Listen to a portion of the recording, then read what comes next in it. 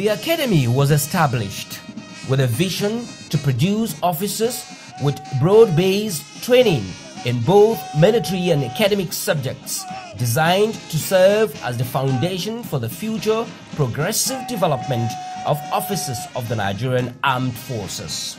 These also aligned with a mission to produce each officer cadet with the knowledge, skill and values necessary to meet the requirements of a military officer through military, academic and character development. You now belong to the Nigerian nation and you will serve it selflessly and be prepared to make the ultimate sacrifice if the need arises.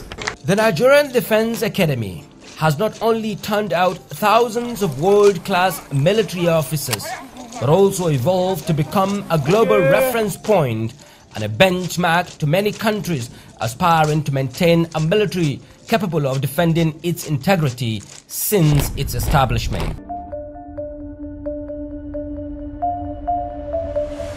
Each of the commandants who led the institution made unique and remarkable contributions that brought the desired transformation, which made the institution a success in all ramifications. Having taken over from the late General Joseph Garba, the permanent site was on the drawing board. On the way to the airport, you see the new NDA site, fully developed. So the government did very well by providing the funding. The place has space, is sited in such a way that the cadets can do most of their training within the academy premises. I went there in 1984. At the time I went, things were not as good as they ought to be. Cadets had started to slacken. Discipline was a little low. But my mission was to install discipline. I'm probably the happiest of all commandants because I'm probably the commandant that has officers, that train officers, so many. Today, from major generals, brigadier generals to generals, I can say 90%, if not a little less, for all my products. An example is one very smart Navy officer here. Come, look, it was one of my products. Why shouldn't I be so proud and thank God for this? So, look at it. He was one of my children.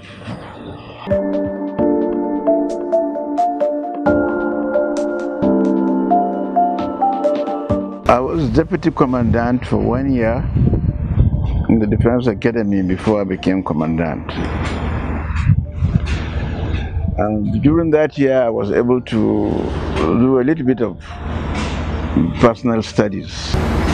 And I couldn't remember the professor's name, but he clearly told me, "Sir, this institution is supposed to be second to none. But I have this report to give you so that you can take corrections, take amendments, and procure those remaining equipments and so on and so forth for the laboratories, for the workshops and so on and so forth." Today, if you go to inspect the laboratories and so on and so forth, you find out that from the language laboratory to the science and the engineering laboratories, I think we are second to none. The journey of the institution from a humble beginning at the old site in Kawo, Kaduna, to the new, sitting on a 36 square kilometer expanse of land along the International Airport Road, Kaduna, was actualized by the sheer determination of a number of commandants who led the institution along the vision of the founding fathers of Nigeria. I had the pleasure of moving NDA from the temporary site to the permanent site. That is one of my greatest achievements, I think. My aspiration is to see the NDA rise to the best status of all academies in the world. I wanted to compete favorably with West Point, which is the American equivalent, or Sandhurst, which is the British equivalent.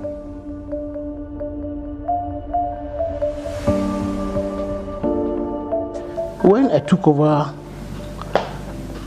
as commandant of Nigerian Defense Academy, the Nigerian Defense Academy had just moved from the old site to the permanent site. Against all odds, I moved the Nigerian Defense Academy library from the old site to the permanent site. So, and I also noticed that most of the books in the library were old.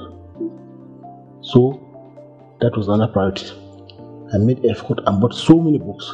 In fact, I spent 2 years of my stay in the academy always making effort to buy books.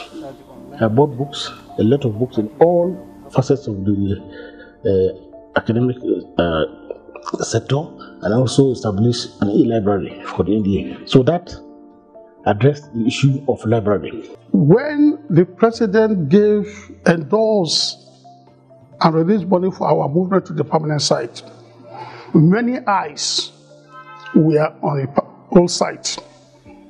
Many institutions want to take it over. And the Chief of Defense Staff, General Gomode, had to set up a committee.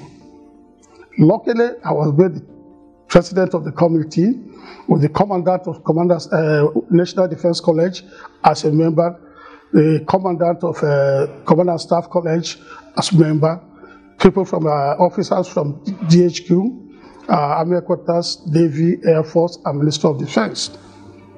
And I thought about it, I said, no. The old site will still remain part and parcel of NDA.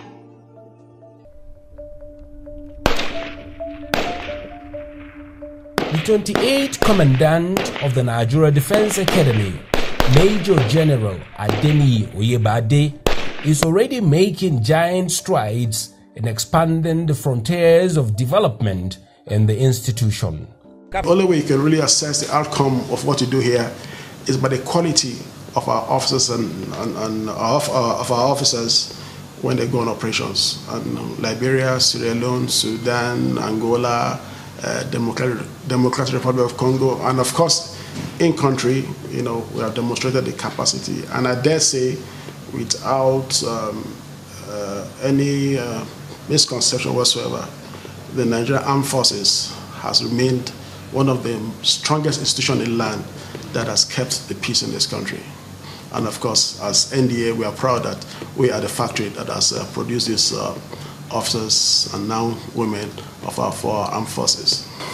The curriculum of the institution, that's Defense Academy, is constantly and regularly interrogated.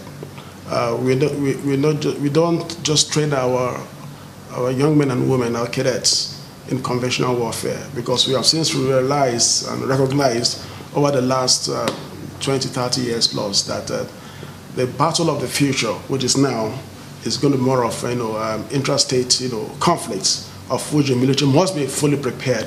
It has been challenging to transform from a solely conventional army fighting interstate wars to fighting intrastate conflicts like we have seen, the insurgency, the spate of crime which has gone haywire. And we have seen also that the Nigerian Defense Academy over time has incorporated internal security operations, training modules into the training of our cadets.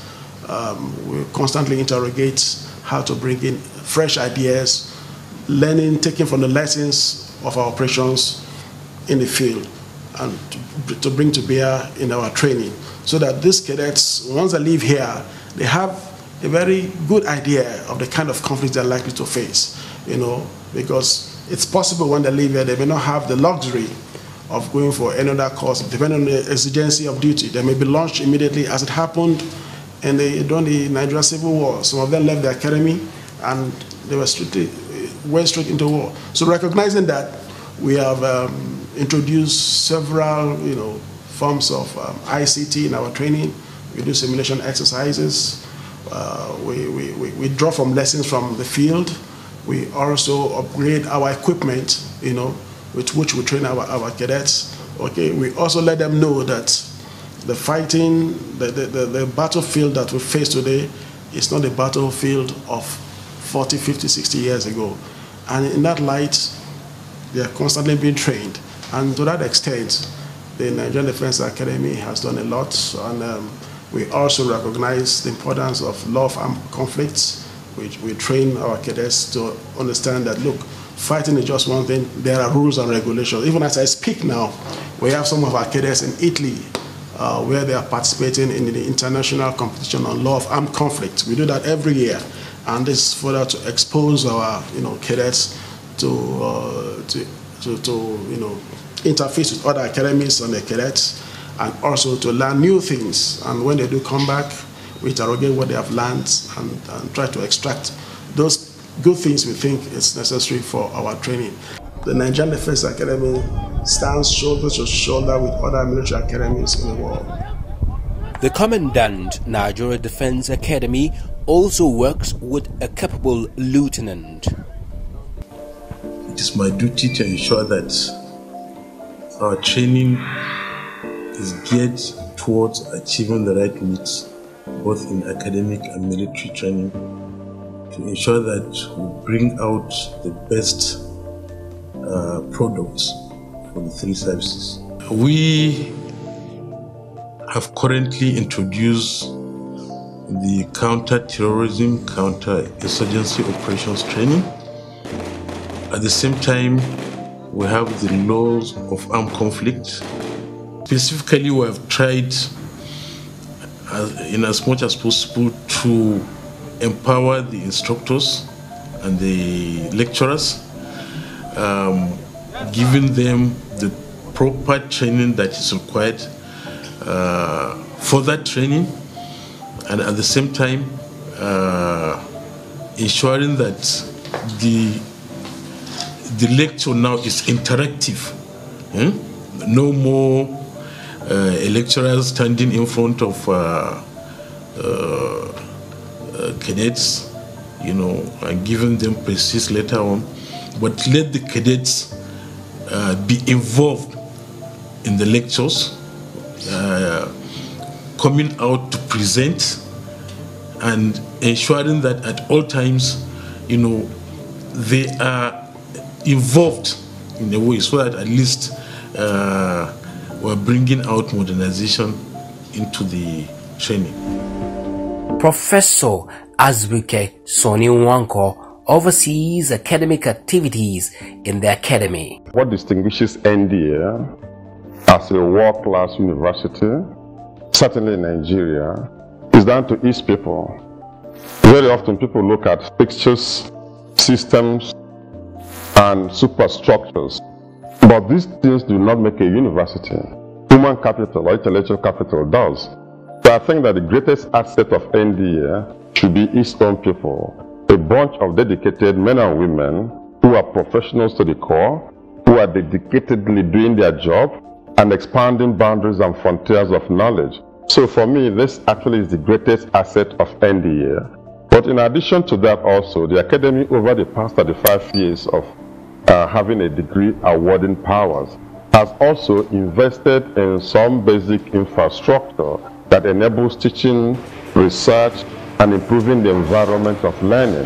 So all of these put together makes NDA to have the foundation to be a Category 1 university in the Global Committee of University System, certainly in Nigeria. The unique selling point, USP for NDA Postgraduate School, some people will very easily tell you that it's nestled in its own space. It's the only postgraduate business school that has a campus of its own, almost like an autonomous entity, but it's not autonomous anywhere. and it's unique in Nigeria.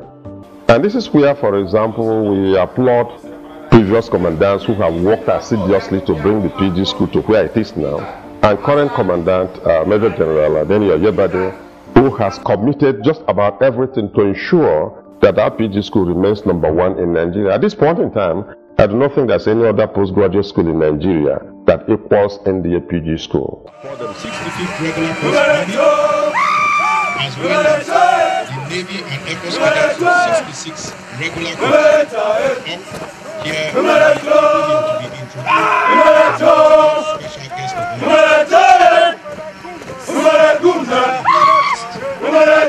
The cadets are exposed to various kinds of comprehensive military training, simulations cutting across the Army, Navy, and the Air Force.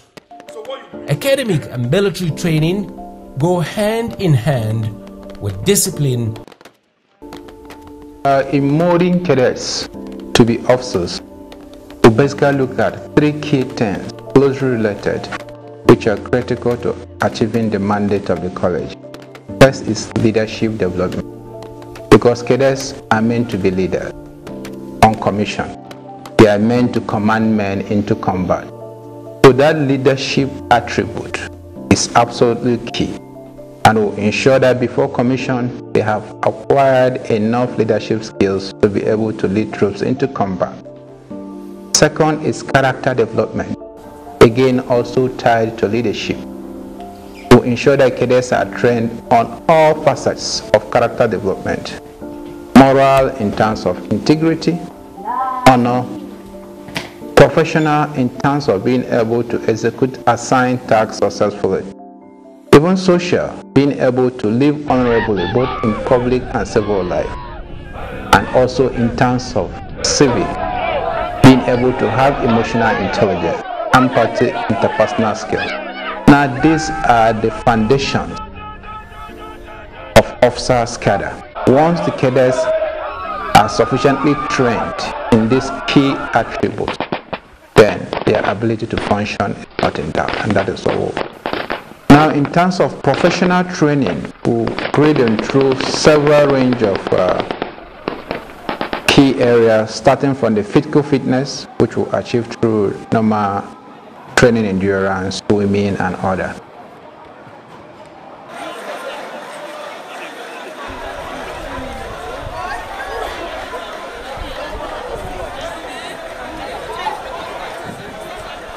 And then subjecting them to various military subjects in order to develop their professional competence.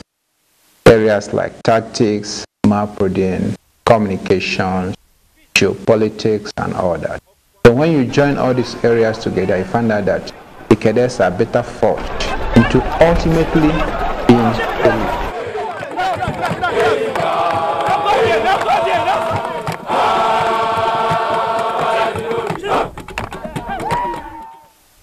First, we'll ensure that the cadets are in tune with all spectrum, basic knowledge, of course, of all spectrum of activities you need to be able to function both in conventional warfare and asymmetric warfare. Now, conventional warfare in the sense that despite the changes in the character and nature of warfare, with more issues of irregular threats, we still believe that cadets need to understand first those frameworks that you need to conduct conventional warfare. After that, and also based on our local situation at home, we are beginning to veer into areas of irregular warfare, counter-terrorism, hybrid operation, so that the knowledge cadets gain in these areas, they can better apply it on the ground, seeing the challenges we have in the Northeast. In other words, with this basic knowledge, the cadets are better able, with little or no further training, to be able to function in defense of the command.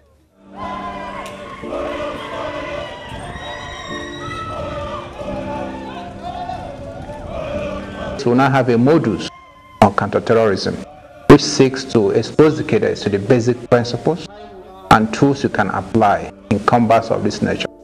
Also, hybrid operations, in the sense that these days you find out that you have what you call a three-block warfare. Three-block warfare in the sense that be expected to face high-intensity conventional conflict, stabilization operation, internal security, low-intensity conflict in one single theater. Specifically, the Academy is also at an advanced stage of building a counterterrorism village. The idea of the counterterrorism village is for the students to have a hands-on approach on how things can unfold, so that in real life they will be able to lean back on these experiences they have gotten, be able to function adequately. Cadet daily activities are guided by Cadet Brigade Commander. They have their muster parade, that is the morning check-in. After that, they go for first period. From the first period, they go for their breakfast, from where they proceed to the academic branch or the military branch for their training. After that, of course, they have their lunch. Then they have a light rest, go for evening games. Then they have dinner. After dinner, they are not left on their own, they still go for prep. Then they have night check-in, and of course, bed check at night. However, in between, they have breaks that they can proceed, end of term breaks, weekends too. They can also go on Liberty Pass.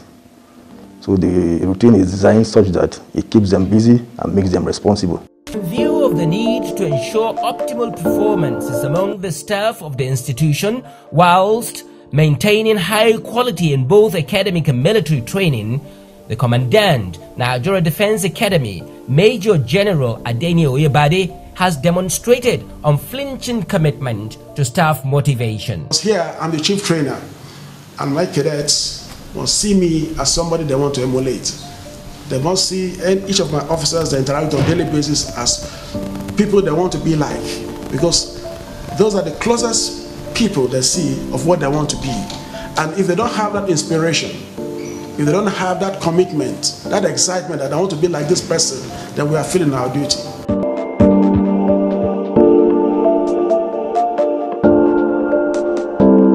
I think every leader has a responsibility to recognize that you must learn to motivate the people that you lead. And what are those key things? Constant training. I make bold to say, under my leadership, since I took over, I was privileged to be appointed by the Chief of Army Staff, Lieutenant General Tiwa Borachai, to lead this institution. We have sent so many, uncountable number of military and civilian staff on high level of training at home and abroad. So over the last 1 year, we have renovated several dilapidated accommodation, upgraded it. We have also built quite a number. As a result of the remarkable successes recorded so far, the cadets have remained in high spirits. Recently, in Nigerian Defense Academy, our training facilities, infrastructure, and concept review have greatly improved the overall training standard in all ramifications. We are now well equipped to face any form of contemporary challenges, both locally and internationally. Cadets feeding now is of standard and everybody's enjoying it. Then secondly, he has introduced the IHL, which is the International Humanitarian Law, into our curriculum. It is worthy of note that cadets that pass through the Nigerian Defense Academy has memorable moment. Wow! There's a place they call Bomber Tunnel. It's a tunnel really that connects two cadets lines, and each time your seniors want to scare the hell out of you, they have to pass through the tunnel, and it's so tight. And won't be telling you on the big side, you get stuck in there, my God, you hate yourself. But they are funny moments, but then it wasn't funny then. Yes. But once you leave, you go back, you just laugh about it. And here we are today.